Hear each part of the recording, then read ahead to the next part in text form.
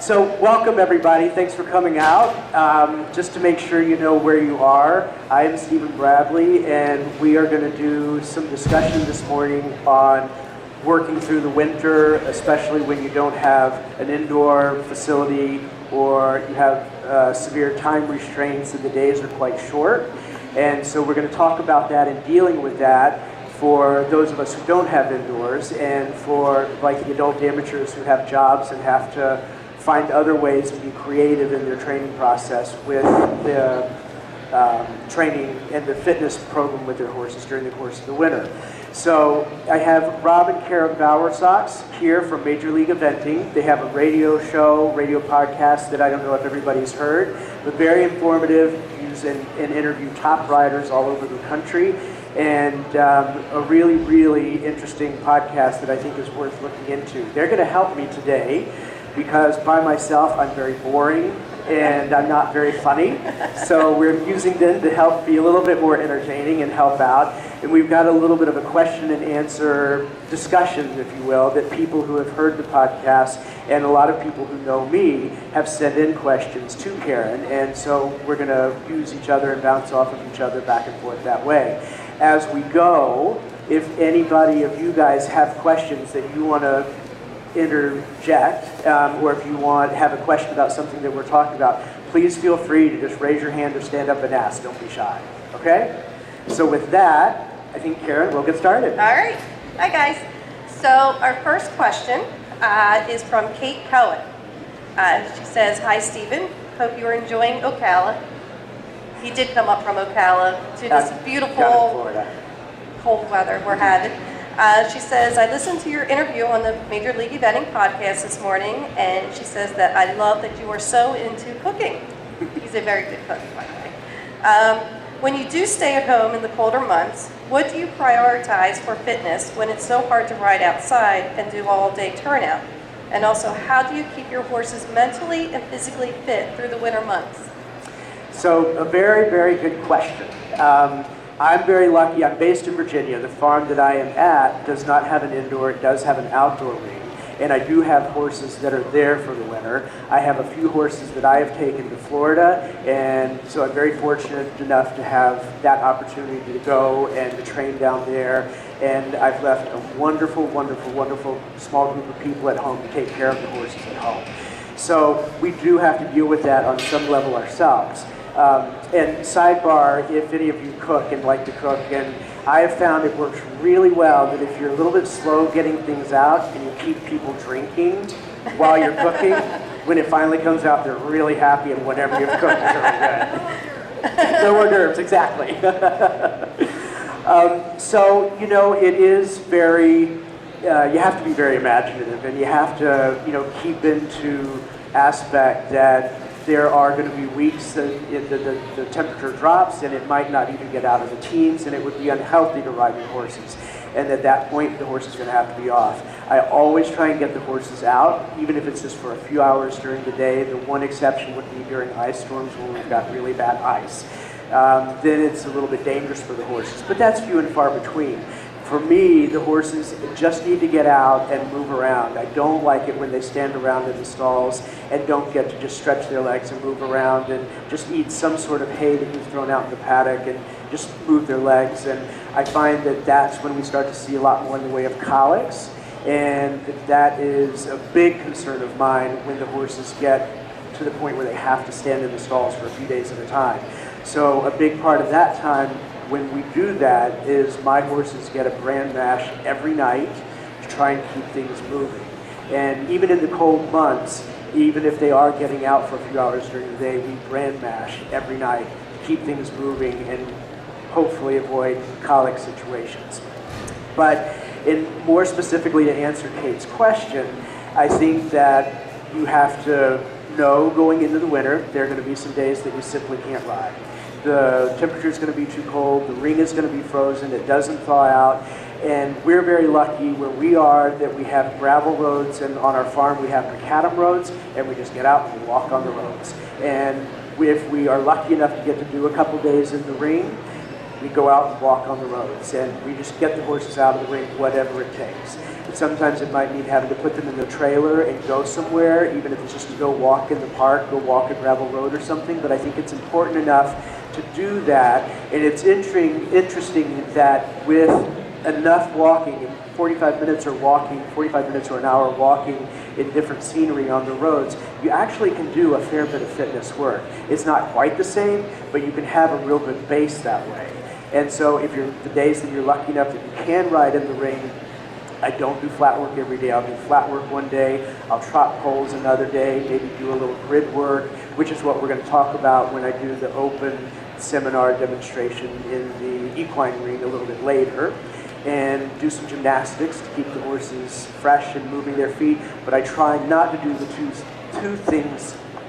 I try not to do the same thing 2 days in a row so that we can keep the horses fresh. And like I said, I think it's real important that at least every third day you get out of the ring and you just go walk on the road. Even if you just walk in the field in the snow. I know the snow balls up a little bit, but I think if you're smart about it, don't start going up and down steep hills. The horses are safe enough because it balls up in their feet when they're in the field and they're turned out.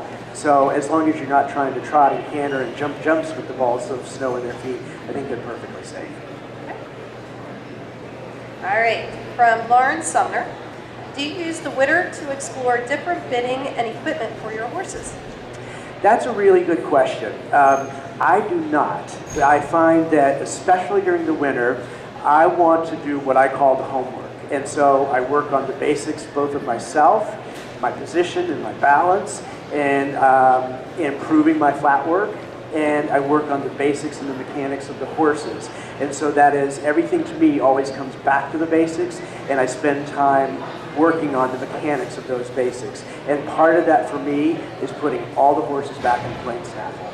I'd make it as simple as possible so that we have to figure out, you know, the different ideas and incorporations of connection and aids and making things better. And I have a pretty good idea, unless it's a new horse, of what I'm going to need to use during the season. And I find I'm more apt to try different things as the season gets started if I find when I get to the competition things are a little bit different and the horse is stronger, you know, jumping, and it's like, oh, they're not like that at home, it only happens in competition. So you have to put them in that situation, whether it's going to a show or going to a competition, that you can start to experiment. Because a lot of horses are very quiet and very straightforward at home, and then they get a little bit tense or they get a little bit up, and things are different at competition, and you can't replicate that at home. So in answer to Lauren's question, no, I don't. The only change that I make is I simplify. I come back to plain snaffles as much as I can, plain cabesons, and keep it as simple as possible. Okay. All right.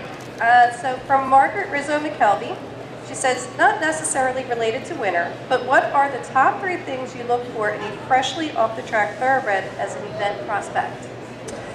So that's also a very good question. I am a big thoroughbred person. Most of the horses that I've had most of my big successes with have been off-the-track thoroughbreds. I do, and I would say even if it's not an off-the-track thoroughbred, I look very much for the same thing. I look for good conformation, and so head and neck that's put on a good shoulder and a good wide chest. And if anything, I would prefer to have a horse that's a little bit long in the back rather than a horse that's short in the back.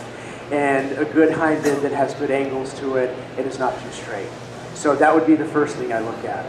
The next thing I look at would be the balance. And I definitely have a preference for an uphill balance, a neck that comes up out of the shoulder. And you could relate this to the conformation if you wanted to. But a neck that comes up out of the shoulder, and that the shoulder is as high, if not higher, than the top of the croup behind. There have been very successful horses that are a little bit downhill in their balance, but I definitely have a preference for uphill horses. And I think that you find that they are more, generally, as a rule, much more successful with their uphill balance. And then the last thing I look for, or the third thing I would say I look for in answer to Margaret's question, is good movement. And it doesn't necessarily have to be a very fancy walk, trot, canter, because most race horses don't have a good trot. All they do is they walk and they canter. So what I'm looking for is a horse that has a good walk where the hind foot steps well up in front of the track of the front foot, so they've got a big reach with their hind leg. And I'm looking for a horse that's well balanced and has a good canter. I personally prefer horses that have a little bit more knee action, not horses that are what we call daisy cutters that move with very flat knees, because they tend to be more better balanced and better jumpers, especially when it comes to the cross country that we have to do. So the conformation and the uphill balance and good gaits, most importantly the walk and the canter, would be the three things that I look for in an off-the track thoroughbred. Okay. Yes, ma'am.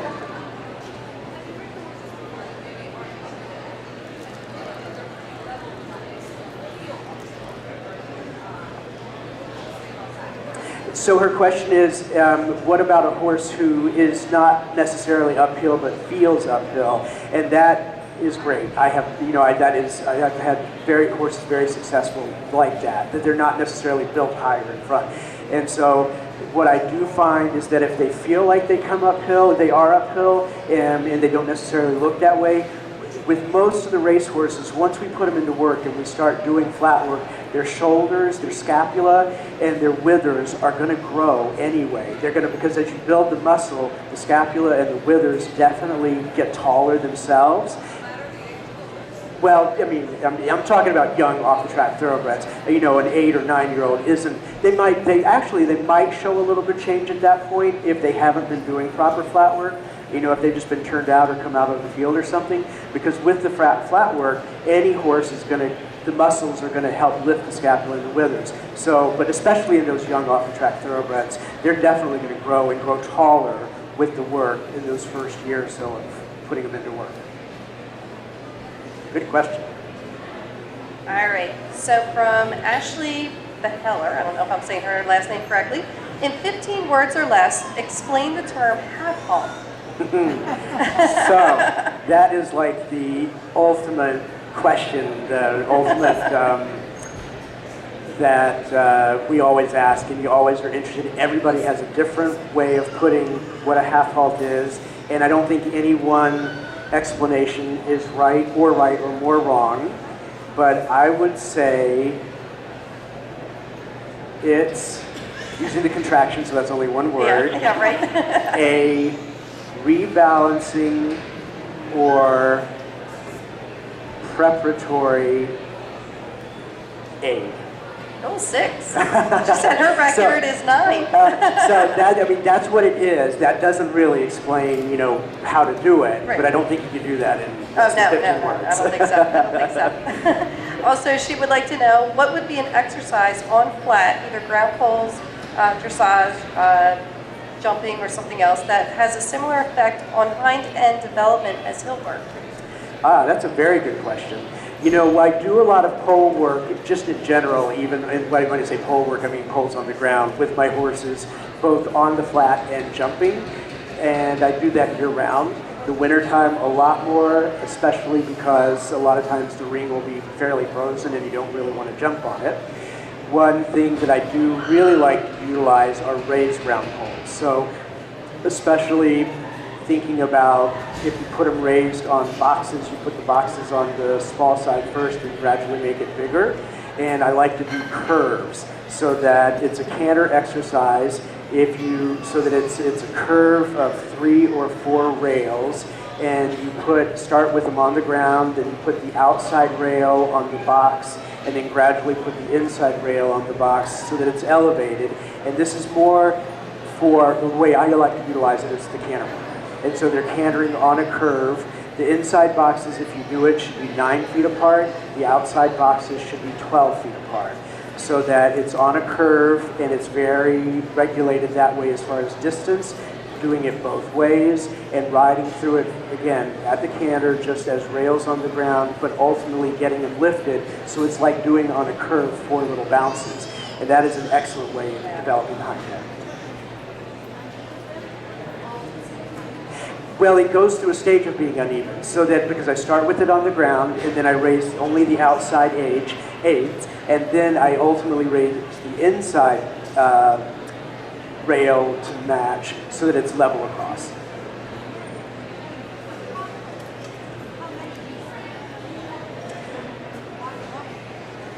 I haven't personally done a lot with walking poles. I do always walk the horses through the trot poles first, just so they see them.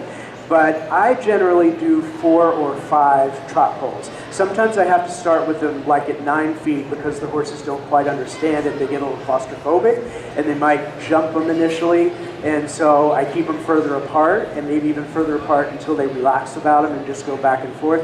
But I ultimately add in, and I always like to have at least about 4 or 5 poles. Yes, ma'am.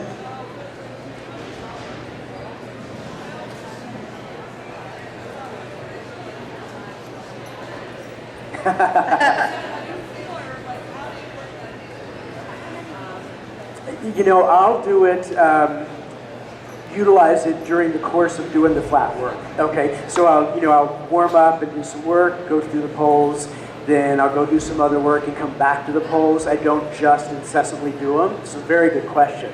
And the other thing that I'll do is a lot of times, go through them longitudinally, so I'm not actually going through the poles. Good exercise in just working on straightness, which is one of the basics that we have to work on. And then, with where our sport's going and we have to angle so many poles and things, I practice going through them on an angle, so I'm not going absolutely straight. And you might have to start with just one pole, but then like doing a diagonal across the 4 or 5 poles, so the horses really have to pay attention and notice where they're putting their feet, and just trying to be imaginative that way. Really good question. Okay. Kate has another question. When you need to rehab a horse from a tendon injury, do you have any exercises that you find helpful? The big thing coming back from tendon or injuries, I think, is that you take your time. And so I stay away from exercises until the horses have, been cleared to that the tendon is healed. And it's not until I don't start doing exercises per se until the horse is cleared to canter and maybe even ready to jump. Because I think the most important thing with coming back with injuries is that you take your time. You spend a lot of time just walking. You spend a lot of time just walking and then trotting and big circles and straight lines. I think the simpler the better. And then as the vet comes back and checks and says, okay, things are good, re-ultrasound, things are good, okay, now you can start to canter. Then when we start doing canter work, maybe I'll start to do smaller circles and do a little bit more in the way of flat work. But even then, I wouldn't necessarily start doing poles until the vet ultrasounds and says, okay, now you're good to jump. So again, a very good question. I think simpler is better coming back from injuries. Got a question? Yes, ma'am.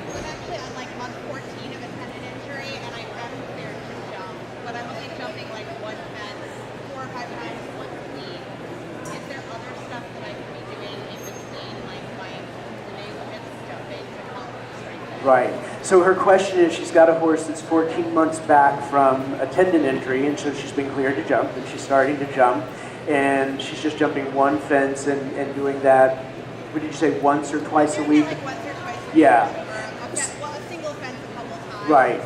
So to me, I think that's perfect. I would start to interplay with some trot poles and some canter poles. And the next step I would do is start doing some grid work. And again, I talked a little bit about it yesterday. I'm going to talk more about it this afternoon. But doing some gymnastics first at the trot and just trot into an X, one stride out over vertical. Do that a couple schools, make it a trot in over an X, one stride to an oxer. Do that a couple schools, add a third fence, one stride away, and just start to build it by building through grid work, one fence at a time. And in the meantime, you can always do poles on the ground, work with some raised canter poles.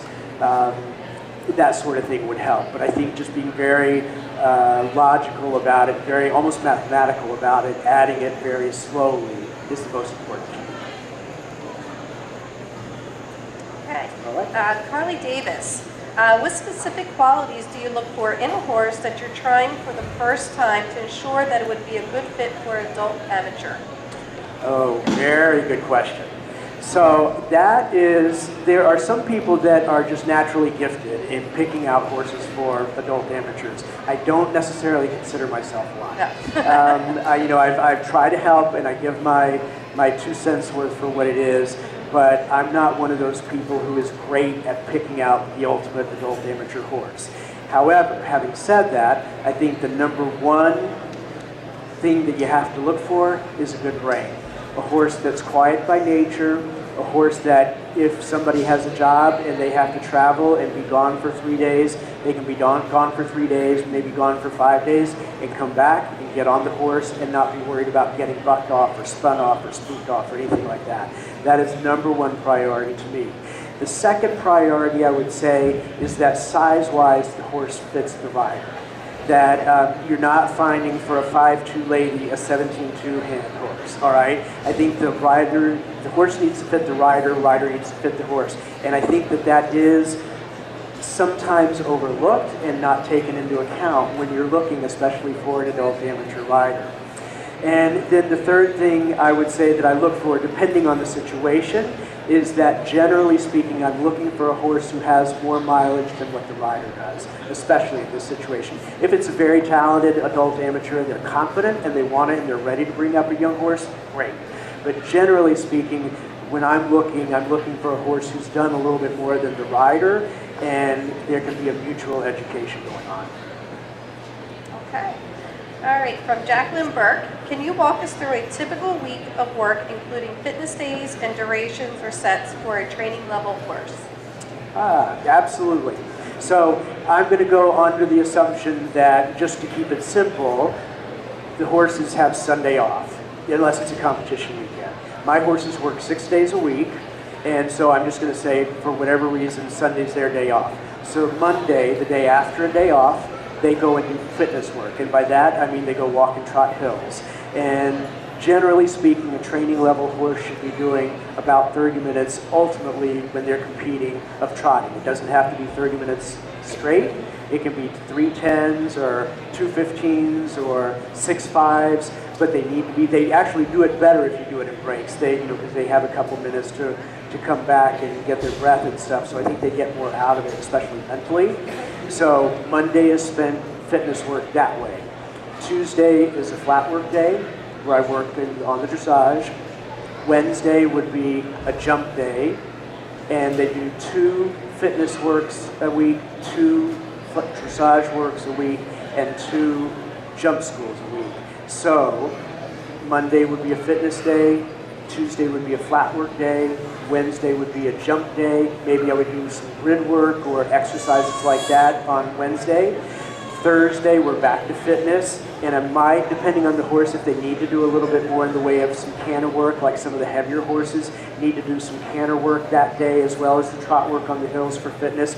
Most thoroughbreds don't need to do a lot of canter work in their jump schools, the canter for a training level, the jump schools that they do, because on Friday, we're going to do, or where are we up to? Thursday, Friday, Saturday, we're going to do another jump school. And in the Saturday school, I do a lot of coursework. So they're going to do a lot of cantering. Most thoroughbreds, I find, that's plenty of fitness for a training level horse. Some of the heavier horses, the half-bred horses, might have to have some canter work in there on the days that they're going out on the hills and doing the fitness work. But basically, 2 of each day, each week. So. All right. Question from Sherry Chauvin. I don't know if I'm saying her name right. In your career, what horse, either yours or a student's, surprised you the most or made you the most proud, and why? That's wonderful. So the first horse that comes to mind is when I was out just after I left Bruce's, and I had a student by the name of Wendy Fletcher, who had a nice big half-bred horse that was a big gray horse and just a really good guy.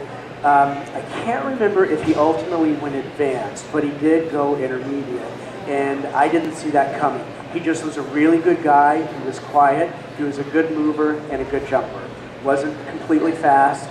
Wasn't staggeringly beautiful or beautiful mover. Just very correct.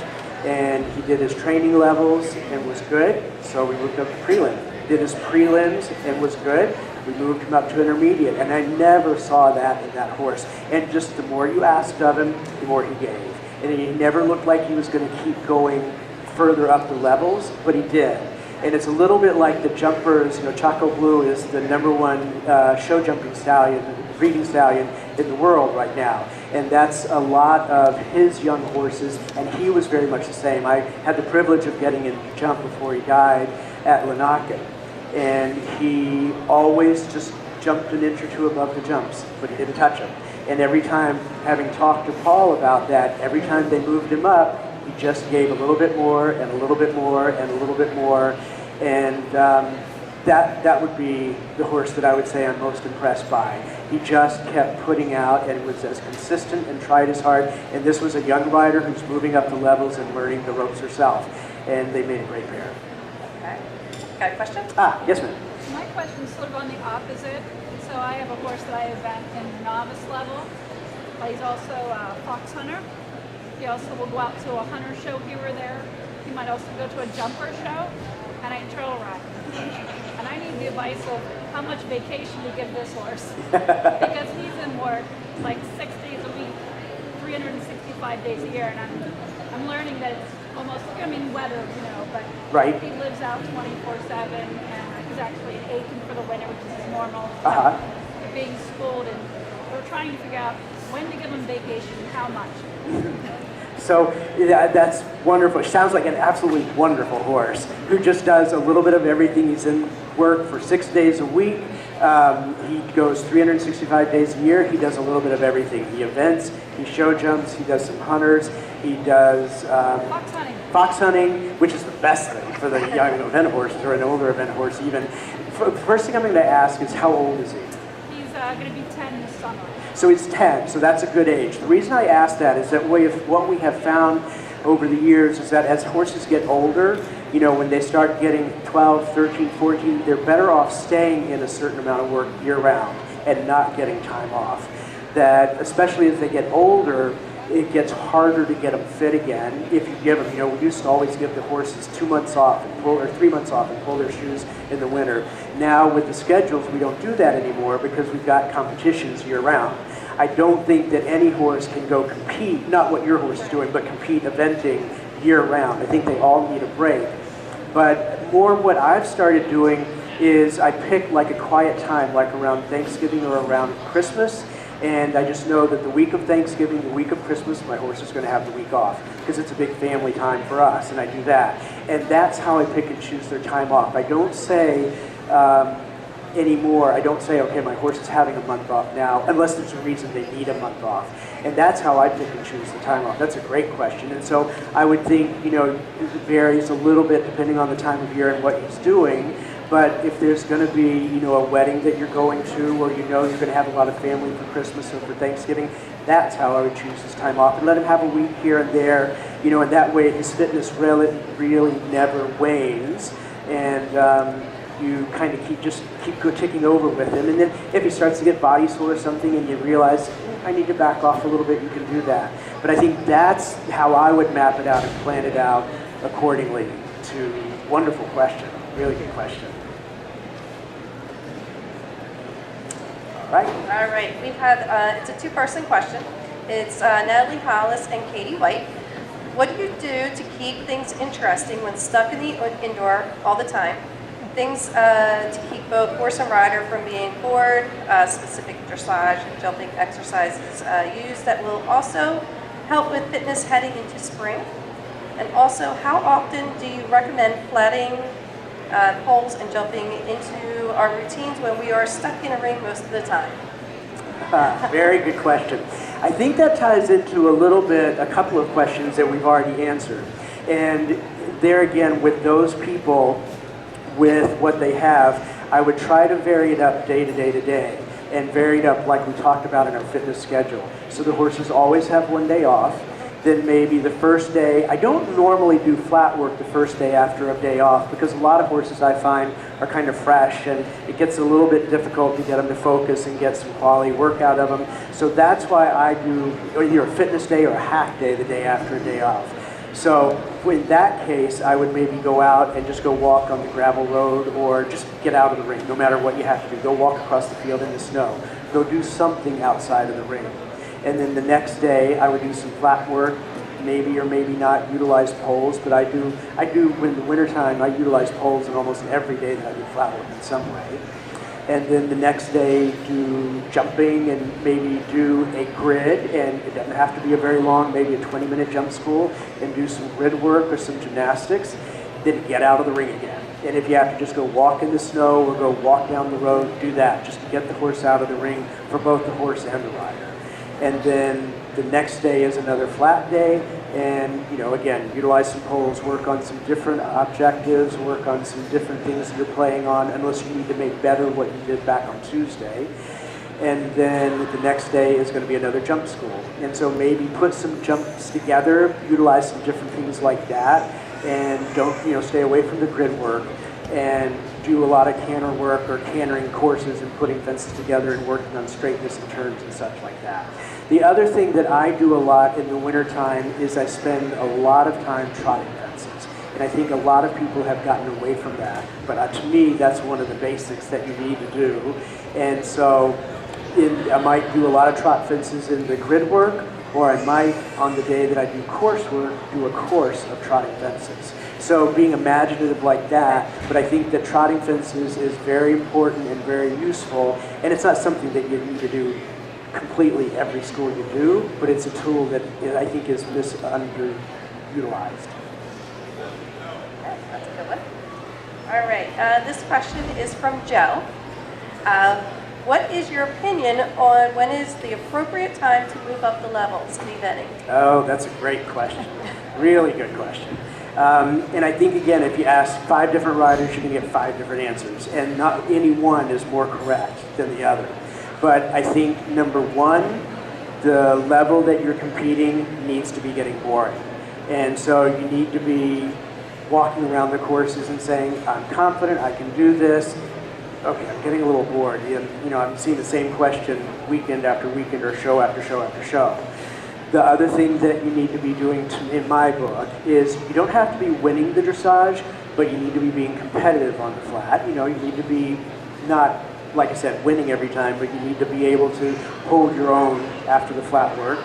You need to be able to show jump a clear round at that level. And your horse is going to tip a rail and have a rail from time to time, but that's a whole different story. That, to me, that's less important. That doesn't matter. You've got to be able to safely stay in balance and jump around that show jump course, being accurate in your eye and with your distances and things like that before you're going to want to move up. And then finally, with the cross country, you've got to be jumping around clear. You've got to, the lower levels, you should be making the time. If you're going around the novice level and you're still having 10 and 15 time penalties, you're not ready to move up because you're going too slowly. You need to learn to carry a little bit more pace and get comfortable with that because you have to carry more pace as you move up the levels. And so those would be the big things that I would say. You've got to be accurate in doing well on the flat. You've got to be able to jump a clear show jumping round minus a little mishap, and you've got to be able to go cross country clear. And again, you might have the odd stop or the odd run out cross country. That's a different thing, and that's going to happen. That's part of the sport, and that's irrelevant to me. But you got to be able to produce the results. And I don't mean winning results, I mean successful results for you as an individual, and be bored and ready to move up. All right. I've got a question first. Where? Okay.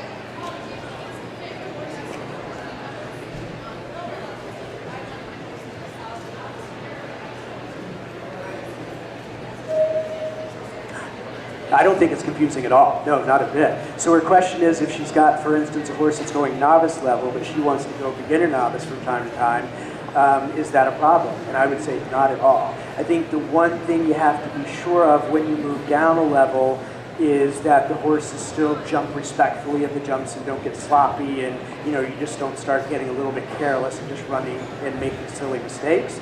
But with a lot of, especially the young horses, we'll do a couple of novices and then move back to beginner novice for their confidence, and maybe do a few trainings and then let them throw in a novice for their confidence, especially for the ones who are a little bit fragile mentally or not quite as strong a personality and not quite as confident in themselves. We utilize that a lot. All right, we have a question. It's from two girls that submitted it online, but they are here. They're a little shy. They don't want to do it in person. But so it's Caroline and Catherine. They want to know, what are some good jumping exercises to do in a small ring? Good jumping exercise in a small ring. I can tell immediately who it is because y'all are so red. Looks like you've been out in the sun. Very, very good question. I like to do the exercise that I talked with, the raised rails, and you might just do 3, but do them as canter rails and canter rails on a turn for 1. I like to do a lot of trot fences, and you can set up, 3 or 4 fences and do a little trot course and challenge yourself that way and do a little coursework that way. Usually I find even in smaller rings, you can set up a small grid. It might even just be 2 fences, but you can do a trot in, canter out exercise. And then the final thing I would say that is very productive, very useful, is maybe just jumping a single fence on a circle. And if it's a small enough arena that you can only put 1 fence in, that's fine. Because one of the things that we have to work on, both for the riders and the horses, is that they are rideable on the landing side of the jump as they are coming to the jump. And that's what that circle exercise really helps benefit for. Very good question. Got another right here. Yes, ma'am.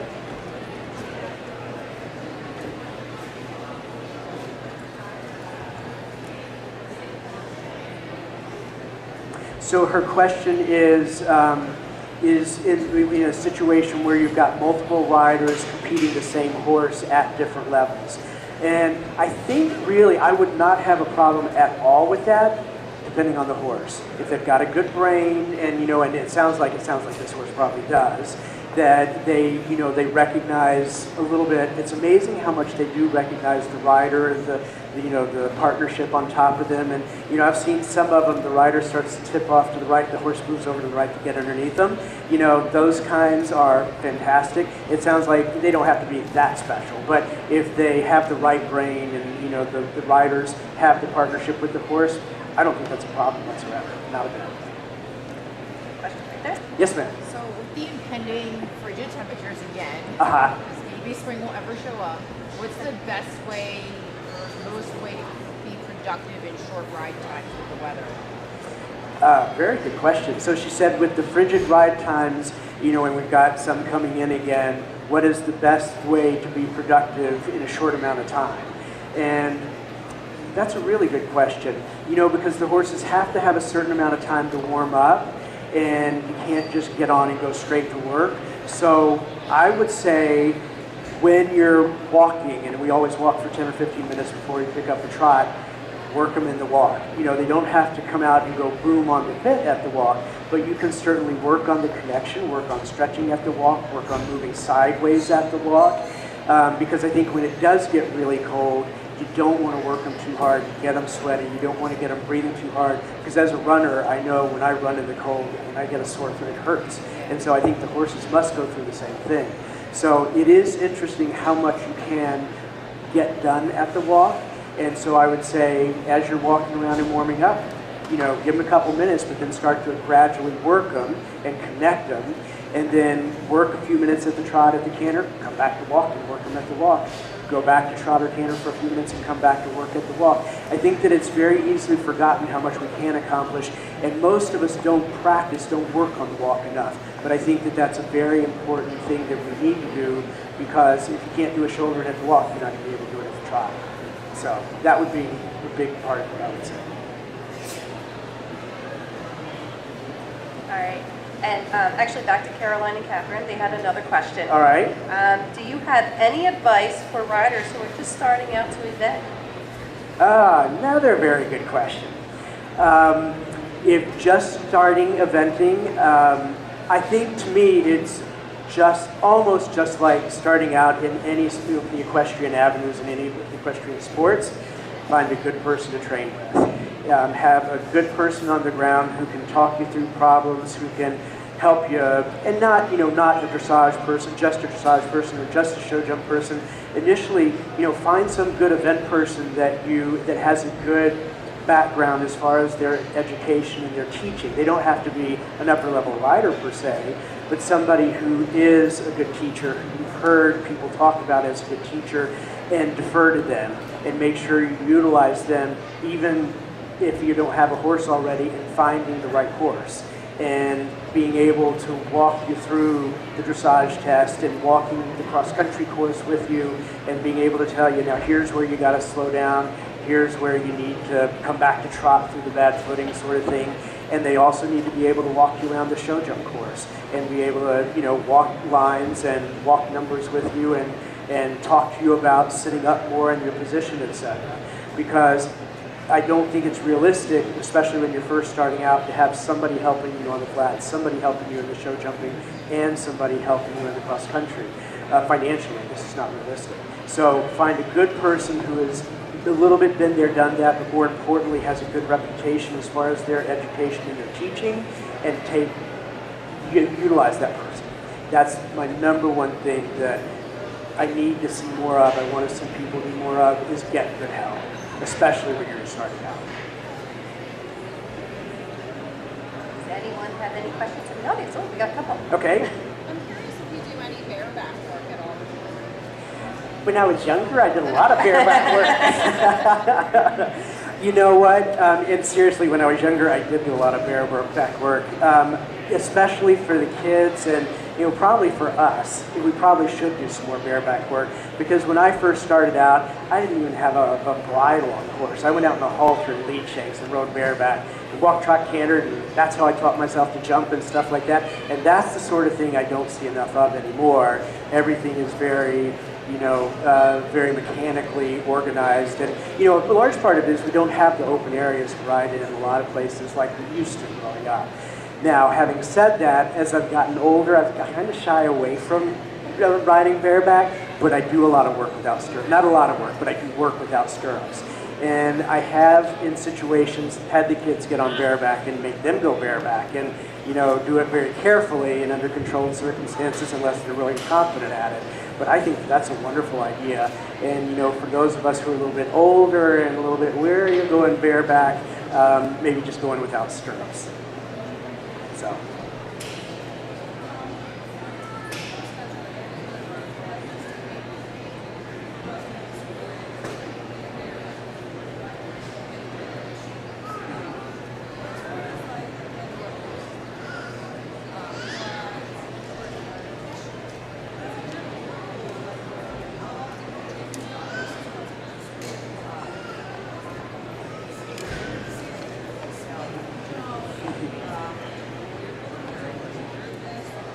Yep. So her question is, about the cross-country riding and some reading that she's done. They talk about you can't just train cross-country in the ring. You got to get out and go cross-country. And I absolutely agree with that. I think that's real important, because I think it's important that, especially if you're thinking about moving up levels, you got to get comfortable going faster and going faster over jumps and doing it safely. And you can't do that in a ring. You got to get out, and more we have great schooling facilities all over the place that you can go to and utilize that. So I do think I completely agree with that idea. So part of what she's asking is, how often do you do that? And with my young horses, it's, for me, I think it's a little bit different at the farm where I've been in past, where I have to put the horses on the trailer every time we go cross country, and that's a big part of the day. So the young horses don't go schooling at probably as much as they should. I try to get them out once every other week or once every week, but ideally I would have a schooling facility on my farm, which is happening when I get back from Florida. I'm moving to a new farm. But ideally, with the young horses, they'd be going cross country once a week or at least once every other week. Yes, the horse up to training level. I think once they get going training level successfully, and then especially the older horses, we'll at the beginning of the season, we'll go out and school 2 or 3 times before the first competition. And then what I like to do is 3 or 4 days out before each competition, even the older horses, they go jump into the water, they go jump some skinnies, they go jump a ditch, and that might be the only schooling they do in between courses, in between competitions. But even with a training level horse, a prelim horse, they do the same thing. A handful of days, 3 or 4 days out before it, They always go school a little bit of everything, just as a reminder, and that's probably the only schooling once the season starts that they do.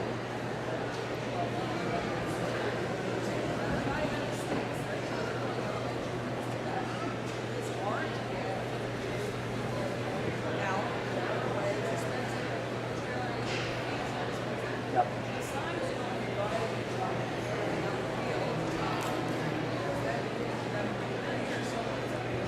Right. Again, a really good question, because we're talking about how, number one, we've got a group of people who need to do it, and to get them all together on the same day and get a trailer load of horses and riders out to go schooling is hard coordinating the people, and it gets expensive really quickly. So what I have done, both at the farm where I have here, or I have been at, and I have utilized, is I did go out and buy a few cross-country fences, little portables, and put them out in the field. I did put a couple of fences in the fence line, so you have to jump in and out of the ring. And it's a little bit of an expense for us as a trainer, but I found it well worth it. Especially for the young horses, and they don't have to be big fences, and fences that can be jumped both ways. And something going in and out of the ring, something out in the field, something very soft, very round, nothing tricky, so that I can, even if I've got a group lesson, one at a time, they go out and do that little loop and then come back in, sort of thing.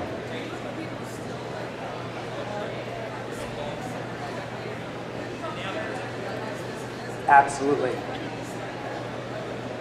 I do, again, depending on the rider, but and where they're at in their riding as far as education and all. So our question is, what a lot of times what we do is we go out and mark distances so that riders can start to get a feel for how fast, when you're going training level, you're going 450 meters a minute.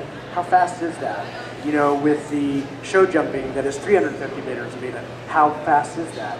So the way that we teach and remind ourselves and teach it to our riders is we go out and mark 350 meters and say, okay, pick up your canter as you pass these cones and go what you think is 350 meters a minute, and then I time them as they go through the next set of cones. And if I don't want to do a full minute, I'll do a half a minute and I'll cut 350 in half. And then, so I time them and I tell them what their time is, and that's how they, okay, you got to do it faster, you were too slow, or you went too fast. And so that's what we're talking about as far as working on those distances and times and distances. And so I start that, especially with the people who want to be a little bit serious and want to be competitive, I started as early as going beginner novice, and there's no time too early about that if they're competing. And I think that the more they do that, the more ingrained it gets, and it starts to hopefully become more natural to them. And I think it's a real important idea is just how fast is 450 meters per minute. I don't think, if it's somebody who wants to compete, I don't think you get started too early with that. That's a wonderful tool. Yes, ma'am. Another question. So I just started riding as an adult 3 years ago when I turned 40. It's my little midlife crisis. And my trainer assures me that my nerves and my anxiety that I experience from time to time is also experienced through every level of riding. So can you elaborate on that, if that's true for you at your level? It absolutely is true. And what helps you? What do you do? Funny enough, we talked a little bit about it. I talked a little bit about that on the podcast, because we all go through nerves. Everybody at every level, even the upper level riders, we all get nervous. And it's a little bit different for me because now it's been 7 or 8 years since I've had an advanced horse. And so I've got a horse that's going prelim that's about to move up to intermediate. And those first couple of intermediate runs, I'm going to be really nervous because I want to do a good job and I don't want to get hurt. I don't want the horse to get hurt. And I think especially as we get older and we recognize the ability to get hurt and that happens, that comes into play a lot more than when you're young and think you're completely invincible and nothing's going to happen to you. That always happens to somebody else. And so everybody goes through it. And I think that you have to know yourself well enough to know what do you need to do to deal with your nerves. And for me, I need time alone so that I can focus and I need time alone so I can shine my boots. And that's what I seriously do. Everybody can tell how nervous I am because I'll be off shining my boots. And that's what I do when I get nervous. But I need alone time. I don't need to be visiting. I don't need to be, if it's, sometimes you can have students at the events, and so we have to deal with them too. And that's another way to help with the nerves, because you've got to be busy, and that keeps you from getting too, whatever about one thing exactly in your own brain. But I think it is finding what works for you individually, how to deal with your nerves.